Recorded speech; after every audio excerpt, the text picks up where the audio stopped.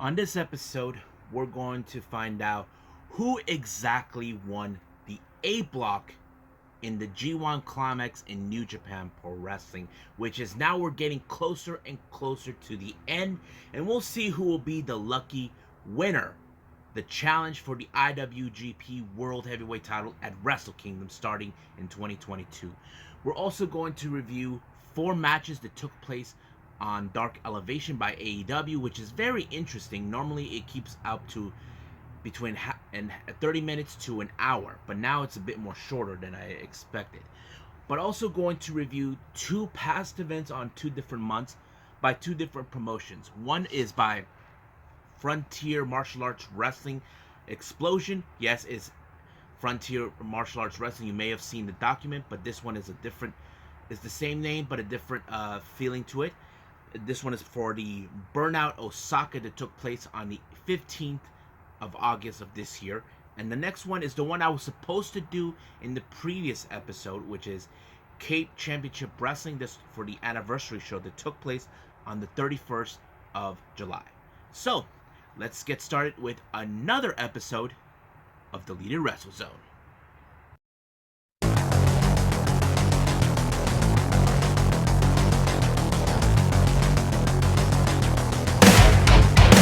Are you ready?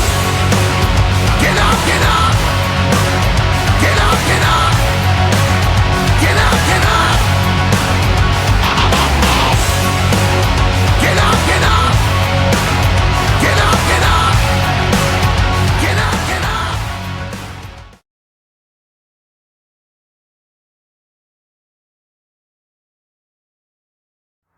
Welcome everybody to Deleted Wrestle Zone, all things that it's pro wrestling with AEW, NXT, New Japan Pro Wrestling, Impact Wrestling, the National Wrestling Alliance, various promotions, wrestlers, matches, and championships. I am your host, Gerard here. So, if you guys wondering why am I doing this in the day, well, I'm trying to change up my day to set it up. So today is the 18th of August. If I upload this video the following day, which is the 19th of August, pretty much you'll catch up. So I'm trying to do the best I can to get this done as soon as possible so I can upload this just for all of you. Now, as I mentioned before, New Japan is drawing near the end of the G1 Climax. Right now we got the A block finishing up in their finals. The real question is who remained. Now, there were 4 competitors that were most likely to remain. We had Shingo Takagi, Zack Sabre Jr., Kenta, and of course, 3-time finalist winner, Kota Ibushi. So, let's begin with the first match. Now, this match is Great-O-Khan versus Satoshi Kojima. Now, this match was set because we all know what happened to Tetsuya Naito. He is out due to the injury he obtained on day 1 by Zack Sabre Jr. This match should have been Great-O-Khan facing against Naito, but however, because it did not happen, it started out with him being frustrated. He did not get the opponent he wanted, but he had to face, I guess, a legend like Satoshi Kojima. It was a pretty good match, of course, but you can tell that there is no way Satoshi has any chances against a guy like Great-O-Khan, knowing that he could have been one of those guys to win the entire tournament, but no, it didn't happen. But we have seen his teammate from United Empire, Jeff Cobb, on a roll. But we'll find out about that the following day. So, this match, he got 2 points by forfeit, but of course, that's how it is. But Great-O-Khan did win the match. Now we get the matches that involve in the A block. This is the finals. We have Toru Yano taking on Tomohiro Ishii. Now, this was a very interesting match. Ishii knows Yano's tricks. They're part of the same faction. They're part of Chaos. Ishii would know every trick that Yano would do. Now, Ishii is the most serious individual in Chaos. Yano, he is the guy who used to be the most aggressive person in the past, but now he's taking it easy by becoming this comedic guy. But none of his tricks were able. But somehow he was able to defeat Ishii in order to win. However, he ended his G1 by defeating Tomohiro Ishii. However, none of these 2 guys, Ishii and Yano, advanced in the A block. The next match, we have Yujiro Takahashi versus the IWGP World Heavyweight Champion Shingo Takagi. Now, this match is more like, how do I say, Yujiro knows he's out, but there's been some really good comments made by Kevin Kelly. Is he going to do a favor for Kenta? Now, keep in mind, Kenta and Yujiro are part of the same faction. Kenta is amongst the 4 finalists that could win the entire block. So the idea, what Yujiro was doing, is to ensure that either he somehow brings an upset to Shingo or count out, whatever the scenario was. But everything he tried to do to win, it kind of did not work. Like using his side girl Pietra, who always accompanies him to the ring, but it didn't help much. But however, he and Yujiro and Shingo ended up in a double countout. However, he did not advance whatsoever. So basically, Yujiro did Kenta a favor. So that only leads Zack Sabre Jr., Kota Ibushi, and Kenta. So those are the matches they had, individuals they had to pay attention to. Now, the next match, we have Tanga Loa taking on Zack Sabre Jr. Now, this was a much interesting match. The reason I say this, Tanga Loa is out. He has nothing to lose. But however, as you saw what happened the previous time, the last time I reviewed, his brother, Tama Tonga, pulled up an upset against Okada. Now, if Tama was able to take out a guy, someone like Okada in his caliber against a guy like Tonga taking on Zack Sabre Jr., it would be a major upset. Now, Zack Sabre Jr. was trying to use the arm, tried to break his arm. It was a much effective technique, but however, somehow he was able to pin him really good to make sure he never gets out of it, and allowing for Tonga to win the match. So now that, because this happened, Zack Sabre Jr. is out of the tournament. Now, personally, I was hoping he was going to win this one because he was on a roll when he started. But now, he's out. But he did get a standing ovation by many of the fans, knowing that he did his best, that he made it this far. And, that kind of puts it in a very good predicament for him. I mean, we do know he can be a IWGP World Heavyweight Champion. But right now, he could be focusing right now with the tag titles, because it's most likely that he and Taichi will have to focus on who is going to be their opponents coming up during World Tag League that's taking place later on. Now, the next match, these are the 2 finalists. Whoever wins this match advances from the A block. Basically wins the entire block. We have Kenta versus Kota Ibushi. This was balls to the walls. They used chairs. Even Kota brought out the table, but it did not break. Everything that Kenta did to divert Kota Ibushi to ensure he doesn't win, it did not work. Kota even tried the Kamigoye once. It didn't work. But finally, he pulled up the reverse Kamigoye. What I'm referring to, instead of going forward to the face, he goes back in the head, and it was out. So this means Kota Ibushi, for the 4th time in his career, he wins the finalists of any block he's been. He's done this before. First try, he won the block, but he lost the finals to Tanahashi. 3rd time, he wins the entire G1, but did not win the title. 3rd time, he was able to pull it off. And now this could be interesting where it's gonna go.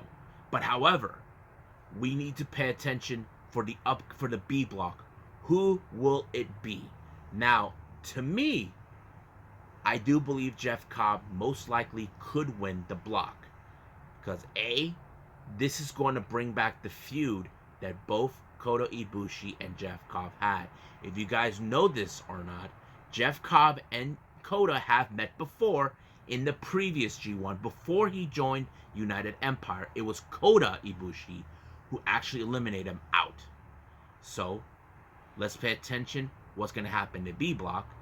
But anything could happen. Anything could change.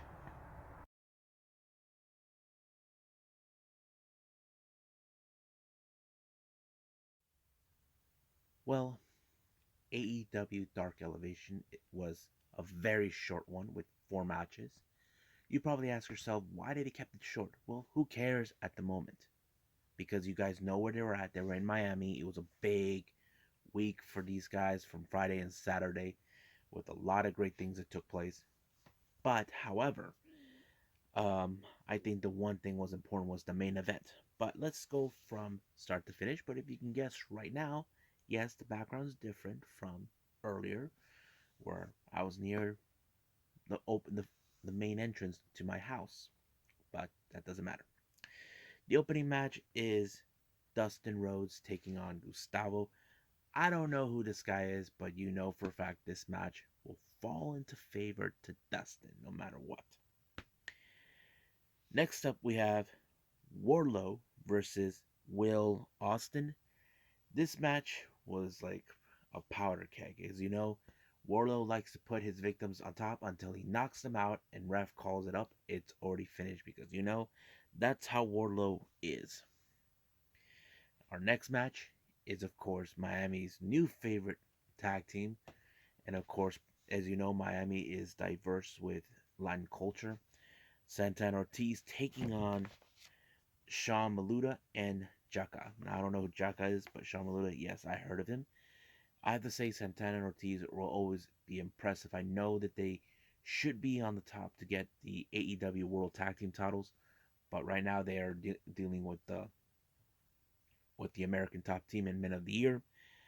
But they were impressive as always with their synchronization, teamwork, and especially when they ended it with the OCK or whatever they call it, but allowing themselves the victory. Now, our next match is the main event for this one, which is Diamante, Emi Sakura, and Nyla Rose being accompanied by both Vicky Guerrero and Lulu Pencil, taking on um, Kylan King and the return of Ryo Mizunami and Red Velvet. Now, this was a very interesting dynamic for both sides. You know, as you know, that Mizunami, we haven't seen her for quite some time. As you know, she was here after the whole thing when she challenged Hikaru Shida for the AEW World Title and lost to her. And of course, she appeared with her championship, which is part of Seedling. I mentioned this before. I never seen that match when she won it, but she brought it with her, and it's great to see her. But however, it was Nyla Rose that put Kylan King in the Beast Bomb, allowing her team to win the match, and it kind of was impressive. Now, and other things I want to point out, I failed not to mention this. Emi Sakura on her Twitter page has posted a video of the first ever Choco Pro USA with just a Jonkin match between her and of course everyone's one of everyone's favorite Dark Order members, Evil Uno. If you must know, he actually won that one. It was pretty good, and there will be more of that coming soon. So just letting you guys know what's been going on that. So right now, let's move on with, of course, Frontier Martial Arts Wrestling Explosion.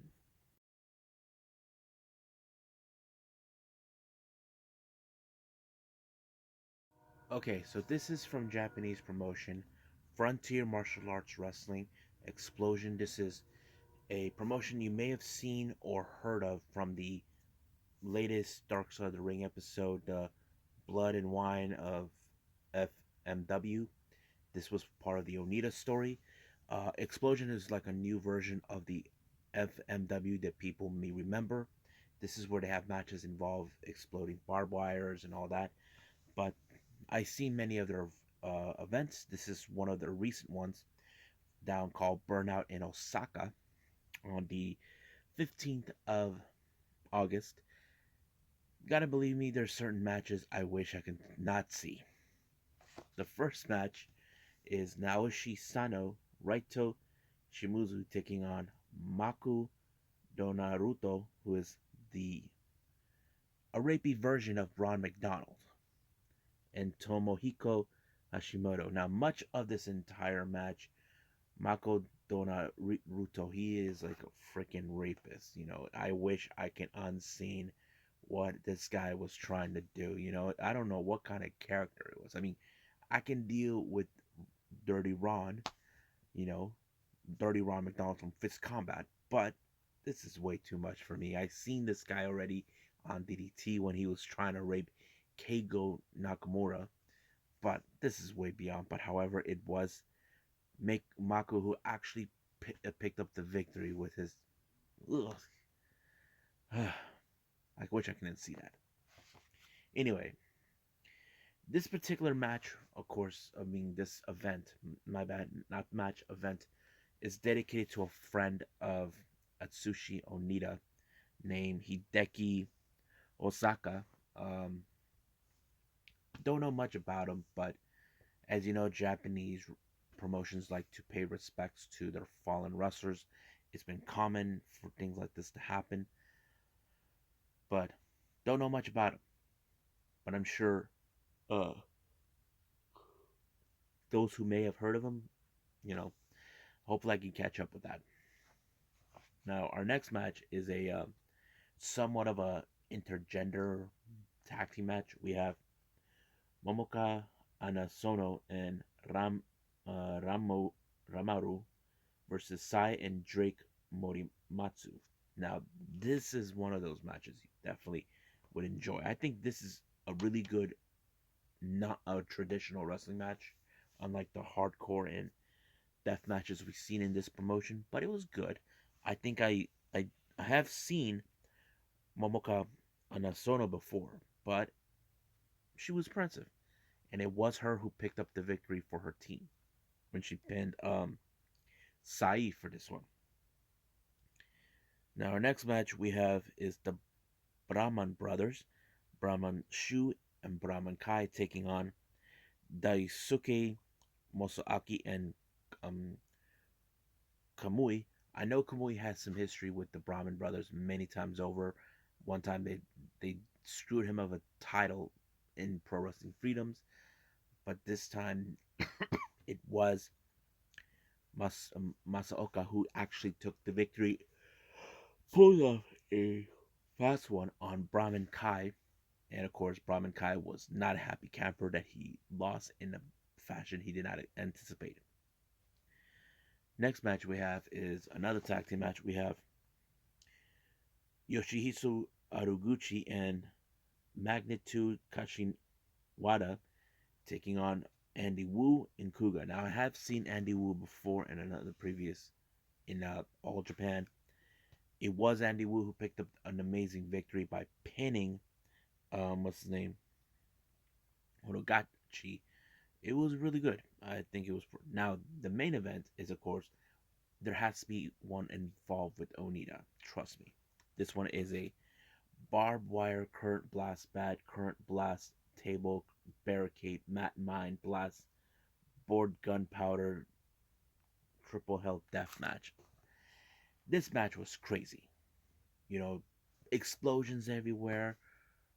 I would have assumed Onita was going to walk out as the victor, but no, it was, of course, the opposing team is Azami Kodaka, Mashi Aoyagi, and Mr. Pogo. It was Kodaka who put away Onita in his own game, basically allowing himself to win the match. Now, if you guys never seen any of these events, you'll be surprised. But it was pretty good. Uh, but it was not one of the best ones coming from this promotion. I mean, it felt kind of like not too much excitement. I mean, back then it was excitement with these guys, but no, not this time. So, but right now let's move on with CCW Cape Championship Wrestling.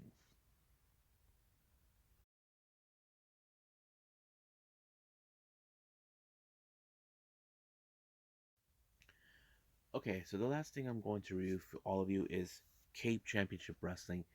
If you heard of them or not, this is a promotion based out of the state of Missouri. I don't know what part of Missouri. Um, there are some wrestlers I have witnessed. This is their 50th anniversary show, which is a very huge deal for them. The opening match was the besties in the world, consistent of Davey Vega and Matt Fisher. This is before they broke up, and Davey Vega is now aligned himself with Johnny E. Bravo. This took place back on the 31st of July. They were taking on the Crowleys, Jackson Crowley and Otis Crowley. Now, I have seen Jackson Crowley before against Marco Stunt, and he lost to Marco. But it was a very interesting match. But it was the Crowleys that took the victory when they put Matt Fitcher away, and of course, showing who is the good tag team. The next up we have is a six-man tag team match. We got JJ Walker, Trent Daniels, and Walker Hayes taking on Dalton Anthony, Chris Slammer, and Xavier Walker. This was a very interesting match, but however, I don't know any of these guys, but I can tell you JJ Walker screwed up in the match, allowing himself to be pinned by Xavier Walker. But however, as soon as the match was over, Trent and Hayes were not too thrilled with the loss, but they decided to give him a beatdown until the winning team came out to give their helping hand. The next match is a three-way match for the CCW Tag Team Championship. We have Calvin Aldridge, Joey O'Reilly versus ATM and Eli Rose versus Dangerous and Delicious, consistent of Donnie Six and Justin Smith. Now, I don't know who these guys are, but it was very impressive. But I feel like I didn't know much about them, but I'll tell you who won this one. It was Dangerous and Delicious with an impressive pinfall with them winning the match. The next match we have is Jake Something taking on Kevin Lee uh, Davidson. It was a powerhouse type match, because that's what I feel Jake Something is. He's like a powerhouse, but he was still no match for Kevin Lee Davidson.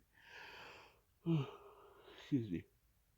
But it was a good match, not gonna lie. So he won the match. Our next up is for the CCW Pure Openweight title in the three-way. We have Hollis Grooves, Rohit Raju, and the champion Jake Lander. Now, you would have assumed Rohit Raju was going to walk out as the champion. Nope. Hollis Grooves actually won thanks to the interference of his manager getting in the way, making sure he wins the victory to get the title. Next up, we have Calvin Tankman taking on Baracus. This was a monster versus powerhouse match, however you want to see it. But there was like a briefcase involved, like a contract. Now, Baracus' manager tries to steal this one away, but however, Calvin Tankman won by disqualification. Baracus' manager tried to run with the contract, but he was stopped. And of course, basically, it ends like that. Our next up is the CCW Women's Champion, Blair Onyx, and and Marnie Grass. Now, I have seen Blair Onyx before on AEW, before on Dark, but don't know much about it. But Marnie Grass did some impressive finisher, where you see remember how Bray Wyatt used to do with the thing where he's upside down and act like some sort of insect or circus freak. Well, Onyx tried to do that with Marnie, but Marnie got her good right in the gut and allowing herself to pick up the victory by retaining the title. Next up we have is Aaron Roberts taking on the walking weapon Josh Alexander. It ended when the referee made the decision when Josh Alexander put out Roberts out of his misery and called it. So basically it was like expected. Now, our main event is for the CCW Heavyweight title in a hardcore match. We have Warhorse taking on the champion Brandon Barbwire. Now, you know for a fact this one, Brandon Barbwire's manager showed up to ensure that he wins. He even called out the faction to help. But however, it nearly almost cost Warhorse the match. But however, when Brandon Barbwire retained the title, they wanted to get involved with the owner, with the promoter named Papa Stunt, and apparently someone had enough of them, and that person who had enough of these idiots is none other than Marco Stunt. Yes, so Marco Stunt gave like a spinning heel kick onto Brandon, telling him that he's not appreciating him what he's done, but he did state it. His friends are coming, Joey Janela, Fuego, and Sammy, for his birthday. So basically, he set up that his present will be a title shot against Brennan Barbed Wire. Now, however, I did not see, there's no video footage I can find of this event, but I can tell you Marco Stunt is currently the WCW Heavyweight Champion. And it's kind of interesting. So hopefully if there's any video of that, I'll let you guys know. But right now, I think that's pretty much it what I got for all of you. Well, I hope you guys enjoyed this episode reviewing, of course, New Japan Pro Wrestling, AEW Dark Elevation, and two events that are previously been made, one by Frontier Martial Arts Wrestling, and of course Cape Championship Wrestling. Coming up, we have NWA Power, AEW Dark, and NXT 2.0, and also decided to throw in another review from a past event by none other than Pro Wrestling Freedoms, which I'm kind of curious to see how this one goes, and we'll move on from there. But for now, I'll see you guys in the next DWZ time. Same DWZ channel. I must bid all of you adieu. So goodbye. Mwah. And have a nice day. Bang.